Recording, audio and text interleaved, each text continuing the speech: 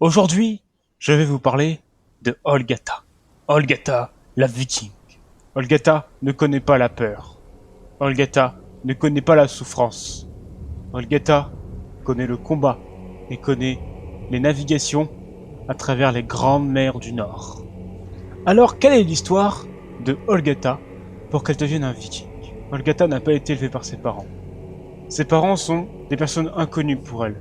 Mais sa vraie famille reste les gens qui l'ont éduquée, c'est-à-dire les Vikings. Du coup, Olgata vit une enfance très perturbée, très mouvementée, à travers les Vikings, parce que les Vikings ont fait un très grand tour du monde.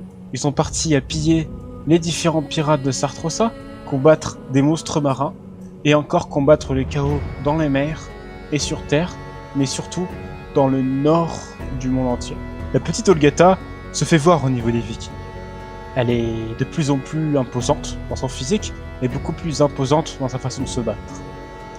Les Vikings décidèrent de donner une liberté à cette personne. Ils pensent pouvoir être une personne de plus en plus importante et que dans ces cas-là, il vaut mieux laisser une liberté à cette personne. Olgata prit la décision de se battre contre le chaos et décide du coup d'habiter dans le Kislev, qui est aussi son pays natal.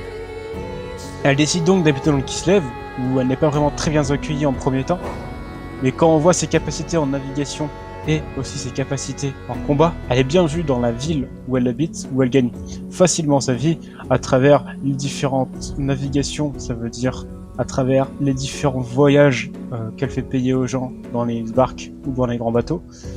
Et elle fait aussi payer les gens un peu comme une mercenaire, mais elle a toujours énormément de sentiments à travers les activités des Vikings et se considère elle-même comme un Viking.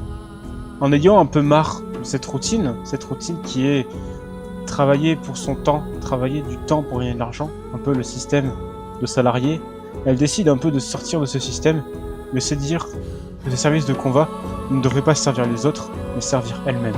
Elle décide donc de partir à l'aventure, même si elle ne sait pas vraiment où aller, qu'elle ne connaît pas encore assez le monde pour pouvoir voyager à travers les différents pays.